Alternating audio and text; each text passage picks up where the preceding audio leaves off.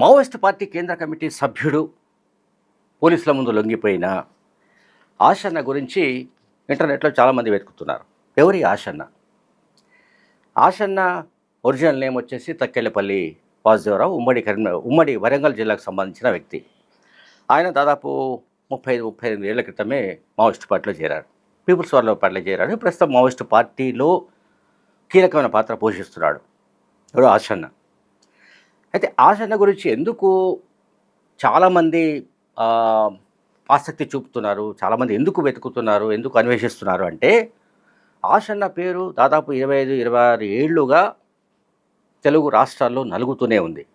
దీని కారణం ఏంటంటే, తక్కెళ్ళపల్లి వాసుదేవరావు చాలా కీలకమైన అంటే హై ప్రొఫైల్ మర్డర్ కేసెస్లో ఉన్నాడు. హై ప్రొఫైల్ కేసెస్ అంటే లైక్ అలిపురిలో చంద్రబాబు నాయుడు పైన దాడి, అలాగే ఐపీఎస్ సీనియర్ అధికారులు ఐపీఎస్ సీనియర్ అధికారులు కేఎస్ వ్యాస్, అట్లాగే ఉమేష్ చంద్ర హత్య కేసుల్లో తక్కెళ్ళపల్లి వాసుదేవరావు ఉన్నాడు. ఆషన్న ఉన్నాడు. ఆషన్న గెరిల్లా యుద్ధంలో ఆరితేరిన వ్యక్తిగా ఆ పార్టీలో పేరుంది, మావోయిస్ట్ పార్టీలో. అండ్ యాక్షన్ టీమ్ అంటే తమ శత్రువులపైన దాడి చేయడానికి పార్టీ ఏర్పాటు చేసే యాక్షన్ టీంకు అతను నాయకత్వం వహిస్తూ ఉండేవాడు.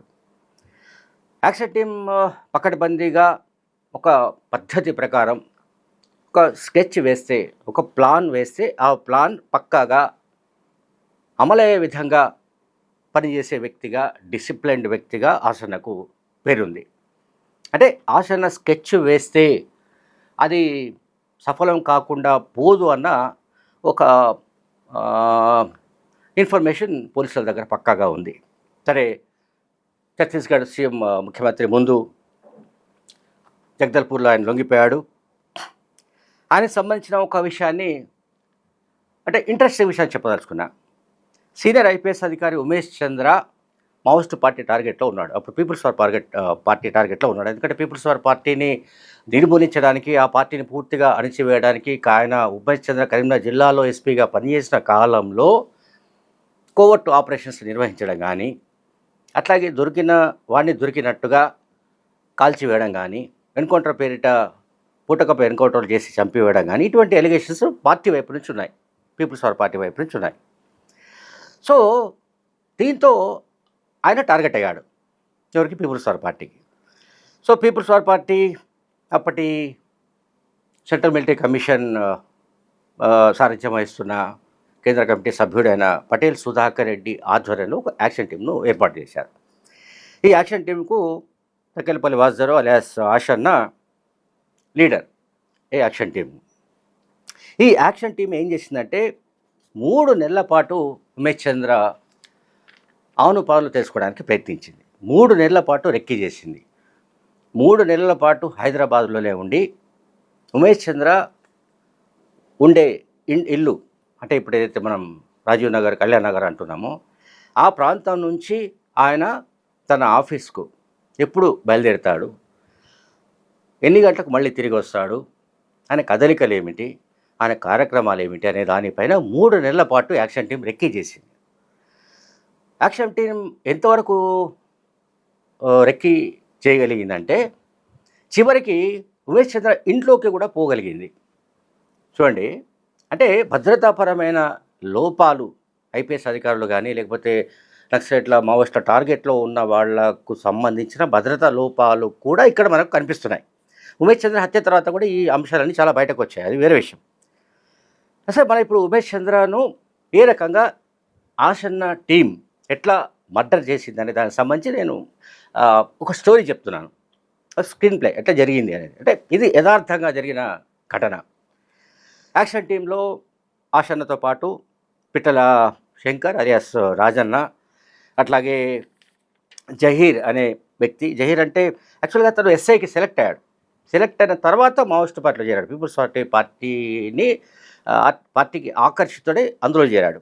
అందులో చేరిన తర్వాత అతన్ని యాక్షన్ టీంలోకి పార్టీ తీసుకుంది. అలాగే మహబూబాబాద్ జిల్లాకు సంబంధించిన సల్వాచారి కూడా ఉన్నాడు దాంట్లో. అండ్ ప్రవీణ్ అనే వ్యక్తి ఉన్నాడు. కృష్ణ అనే మరొక సభ్యుడు ఉన్నాడు, పార్టీ సభ్యుడు. వీళ్ళంతా యాక్షన్ టీమ్గా ఏర్పడిన తర్వాత వీళ్ళు చేసింది ఏంటంటే, నేను చెప్పాను కదా, 3 నెలల పాటు రెక్కి చేయడంలో భాగంగా వీళ్ళు ఆ దగ్గరలోనే పాల ప్యాకెట్లు అమ్మారు. యాక్షన్ టీం సభ్యులు పీపుల్స్ వార్ పార్టీ నక్సలైట్లు వాళ్ళు సాదా దుస్తులో ఉన్న కారణంగా వాళ్ళని ఎవరు గుర్తుపట్టలేదు. వాళ్ళు పాల ప్యాకెట్లు అమ్మారు. అట్లాగే ఉమేష్ చంద్ర ఇంటి ముందు ఒక బండి పెట్టుకొని కూరగాయలు కూడా అమ్మారు. అప్పుడప్పుడు ఉమేష్ చంద్ర గన్మ్యాన్లు ఆయనకు సంబంధించిన మనుషులు పోయి అమ్మకు కూరగాయలు ఇచ్చిపోరా అని గన్మ్యాన్లు చెబితే వీళ్ళు ఇంటి లోపలి దాకా వెళ్ళారు. ఇంట్లో కూడా కూరగాయలు ఇచ్చి వచ్చిన సందర్భాలు ఉన్నాయి ఆ 3 నెలల్లో. ఆ తర్వాత ఈ కూరగాయలు అమ్మడం, పాల ప్యాకెట్లు అమ్మడం, అట్లాగే ఆయన కదలికలు తెలుసుకోవడం ఇవన్నీ జరిగిన తర్వాత 1999 సెప్టెంబర్ 4, 1999 అంటే 26 ఏళ్ల కిందటి సంఘటన ఇది. 1999 సెప్టెంబర్ 4న ఉదయం 10 గంటలకు ఉమేష్ చంద్ర బయలుదేరాడు మారుతి వ్యాన్లో. తన ఆఫీస్కు బయలుదేరే సందర్భంలో ఎస్ఆర్ నగర్ దగ్గర ఆయన రైట్కు తీసుకోవాలి. అంటే ఆయన టువర్డ్స్ అమీర్పేట్, పంజాగుట్ట, అక్కడి నుంచి డీజీపీ ఆఫీస్కి వెళ్ళాలి. సో ఎస్ఆర్ నగర్ దగ్గర ఖచ్చితంగా సిగ్నల్ పడుతుందన్న సంగతి నక్సలైట్లకు తెలుసు, యాక్షన్ టీంకు తెలుసు. అందువల్ల 3 నెలల పాటు వాళ్ళు రెక్కి కూడా చేశారు. అంటే సిగ్నల్ ఎంతసేపు పడుతుంది, ఈ మారుతి వ్యాన్ వచ్చిన తర్వాత అక్కడ ఎంతసేపు ఆగే అవకాశం ఉంటుంది, తమ యాక్షన్ ఎట్లా అమలు చేయాలని దానిపైన వాళ్ళు ఎక్సర్సైజ్ చేసుకున్నారు, హోంవర్క్ చేసుకున్నారు. తర్వాత ఎప్పుడైతే ఆ డేట్ వచ్చిందో అంటే వాళ్ళకి అది కన్వీనియంట్ డేట్ అనుకున్నారు, ఆ రోజు పక్కాగా యాక్షన్ అమలు చేయాలనుకున్నారు.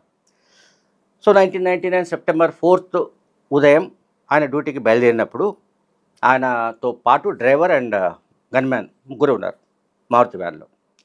ఎప్పుడైతే ఎస్ఆర్ నగర్ జంక్షన్ దగ్గర సిగ్నల్ పడిందో, కారు ఆగిందో, వెంటనే దాని చుట్టూ 4 యాక్షన్ టీం సభ్యులు నక్సలైట్లు విచక్షణరహితంగా కాల్పులు జరిపారు వ్యాన్ పైన. ఆ కాల్పుల్లో మొదట డ్రైవర్ అండ్ గన్మ్యాన్ ఇద్దరు చనిపోయారు. ఉమేష్ చంద్ర దగ్గర వెపన్ లేదు, ఆ రోజు వెపన్ తీసుకురాలేదు. ఆయన దిగి వీళ్ళని పట్టుకోవడానికి ప్రయత్నించాడు. ఆ పారిపోతున్న వాళ్ళలో మళ్ళీ వెనక్కి తిరిగి ఇద్దరు ఇతన్ని కాల్చి చంపారు. ఎవరు? ఉమేష్ చంద్ర. ఇది జరిగిన సంఘటన. అట్లాగే ఆ తర్వాత కొద్ది రోజులకే, ఐ థింక్ కొద్ది రోజులకంటే అది సరిగ్గా నాకు గుర్తులేదు కానీ కొద్ది రోజులకే ఈ యాక్షన్ టీంలోని 4 పోలీసులు ఎన్కౌంటర్ చేశారు, సరిగ్గా ఎస్ఆర్ నగర్ అండ్ అమీర్పేట మధ్యలో. దీంట్లో జరిగింది ఏంటంటే అప్పుడు కత్తుల సమయ బతుకున్నాడు. కత్తుల సమయ అంటే మనందరికీ నోటెడే, పీపుల్స్ వార్ పార్టీకి సంబంధించిన కోవట్టు ఆపరేషన్ చేసిన వ్యక్తి. కత్తుల సమయ అక్కడ నివసిస్తుండేవాడు కూకట్పల్లి ప్రాంతాల్లో. వీళ్ళు కూకట్పల్లి, నిజాంపేట ప్రాంతాల్లో ఒక డెన్లో ఉండేవాళ్ళు ఈ యాక్షన్ టీంకి సంబంధించిన సభ్యులు. ఇందులో ముందుగా కృష్ణ అనే వ్యక్తి గురించిన సమాచారాన్ని కత్తుల సమయ ఇచ్చాడు. సో ముందుగా కృష్ణను పట్టుకున్నారు పోలీసులు. అతన్ని ఇంటరాగేట్ చేస్తే మిగతా వాళ్ళ వివరాలు తెలిసాయి. ప్రవీణ్, అట్లాగే సల్వాచారి, జహీర్, వీళ్ళందరి వివరాలు తెలిసాయి. సో వీళ్ళు ఒకరోజు ఆటోలో బయలుదేరారు. ఆటోలో టువర్డ్స్ అమీర్పేట వైపు వెళ్తున్నారు. ఎవరు?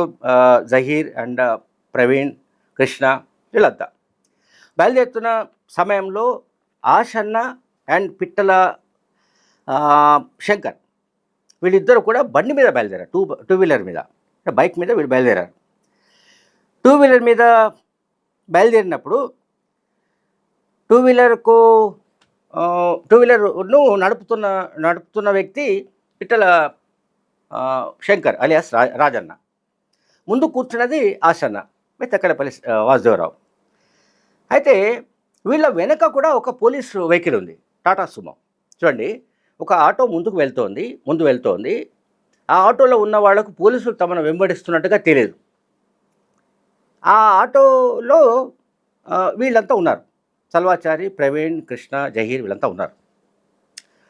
తర్వాత ఆ ఆటో వెనుక వీళ్ళు ప్రయాణిస్తున్నారు. ఎవరు? వాసుదేవరావు అండ్ ఇతని పేరేంటి, పిట్టల శంకర్. అయితే వీళ్ళని వాడు గమనించలేదు. వీళ్ళ వెనుక వస్తున్న పోలీస్ వెహికల్ ఈ ఇద్దరిని గమనించలేదు, గుర్తుపట్టలేదు. ఎప్పుడైతే ఎస్ఆర్ నగర్ జంక్షన్ దాటి క్రాస్ అయి అమీర్పేట దారిలో లెఫ్ట్ సైడ్కు శ్రీనగర్ వెస్ట్ అని ఒక బస్ స్టాప్ ఇదంతా ఉంటుంది, ఆ ఏరియాలో రాగానే ఈ పోలీస్ వెహికల్ ఎప్పుడైతే క్రాస్ చేసి ముందుకు వచ్చేసి ఆటోలో ఉన్న వాళ్ళను కాల్ చేశారు. అంటే వీళ్ళకి పక్కా సమాచారం ఉంది. అందులో ఉన్న వాళ్ళు ఉమేష్ చంద్ర హత్యలో పాల్గొన్న వాళ్ళుగా ఆల్రెడీ పక్కా ఇన్ఫర్మేషన్ కత్తుల సమ్మయ్య ద్వారా అందిన కారణంగా వాళ్ళను కాల్చి చంపేశారు.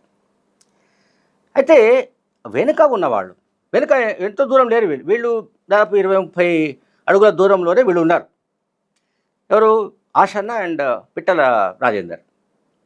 వీళ్ళు ఏం చేశారంటే ఆ బైక్ను అక్కడే ఒక టీ డబ్బా లాంటిది ఉంటే అక్కడ ఆగి టీ తాగుతూ వాళ్ళు అటువైపు చూడకుండా, అంటే ఈ ఫైరింగ్ శబ్దం వినిపిస్తోంది, వీళ్ళకి అర్థమైంది మొత్తం మీద ఫైరింగ్ అవుతుంది, మన వాళ్ళు చనిపోతున్నారు, మన వాళ్ళని వాళ్ళు చంపేశారు అనేది వీళ్ళకి అర్థమైంది, ఆశనకు అండ్ పిట్టల శంకర్కు. అయితే వీళ్ళను వాళ్ళు పసిగట్టని కారణంగా వీళ్ళు కొంతసేపు ఒక 5-10 నిమిషాలు అక్కడ ఉండి టీ తాగి, వీళ్ళ దగ్గర కూడా మళ్ళీ వెపన్స్ ఉన్నాయి. పిట్టల శంకర్ దగ్గర కూడా వెపన్ ఉంది, ఆశల దగ్గర వెపన్ ఉంది. ఆశల దగ్గర ఎప్పుడూ వెపన్ ఉంటుంది, ఒక 9mm పిస్టల్. వీళ్ళిద్దరూ ఏమీ తెలియనట్లే ఆ బండిని అక్కడే పెట్టేసి వదిలేసి ఎవరి దారిన వాళ్ళిద్దరు కూడా విడిపోయి మళ్ళీ చోట వాళ్ళు ఏపీటీ పెట్టుకొని, అంటే అపాయింట్మెంట్ అంటాం మనం, అక్కడ పెట్టుకొని అక్కడ వాళ్ళు కలుసుకున్నారు. సాధారణంగా ఈ యాక్షన్ టీం ఎట్లా ఆపరేట్ చేస్తుంది అనే దానికి సంబంధించి నాకు కొంత అవగాహన ఉంది. ఈ యాక్షన్ టీమ్స్ ఏంటంటే జనరల్గా 3 రకాల టీమ్స్ ఉంటాయి. ఒక టీం కనుక ఆ యాక్షన్లో మిస్ అయితే ఇంకొక టీం అటాక్ చేస్తుంది, ఇంకొక టీం అటాక్ చేస్తుంది. అది కూడా మిస్ అయితే థర్డ్ టీం అటాక్ చేస్తుంది. అంటే ఎట్టి పరిస్థితుల్లో తమ టార్గెట్లోకి వచ్చిన శత్రువు మిస్ కావడానికి వీలు లేకుండా పార్టీ అట్లా ఆపరేట్ చేస్తూ వచ్చింది. సో యాక్షన్ టీముకు సంబంధించి యాక్షన్ టీమ్స్ సంబంధించిన విషయాలకు సంబంధించి ఆశన్ అయితే ఇంకా బాగా చెప్పగలడు. సరే, ఇప్పుడు ఆ ఇన్సిడెంట్ చెప్తాడా లేదా మనకు తెలియదు, కానీ బట్ అది మొత్తంగా పట్టపగలు జరిగిన ఈ సీనియర్ ఐపీఎస్ అధికారి హత్య మొత్తం ఆంధ్రప్రదేశ్ను కుదిపేసిన విషయం మనకు తెలిసిందే. నేను ఇదంతా ఎందుకు చెప్తున్నానంటే, తక్కెలపల్లి వాసుదేవరావు అలియాస్ ఆశన్న ప్రభుత్వానికి, అది ఛత్తీస్గఢ్ ప్రభుత్వానికి పోలీసుల ముందు ఆయుధాలతో సహా లొంగిపోయిన సందర్భంగా ఈ ఇన్సిడెంట్ అంతా గుర్తుకొచ్చింది. ఏ రకంగా ఆశన్న ఆపరేట్ చేశాడు, ఆశన్న ఆపరేషన్ ఎట్లా ఉంటుంది అని చెప్పడానికి ఇది చెప్పాను. Thank you very much.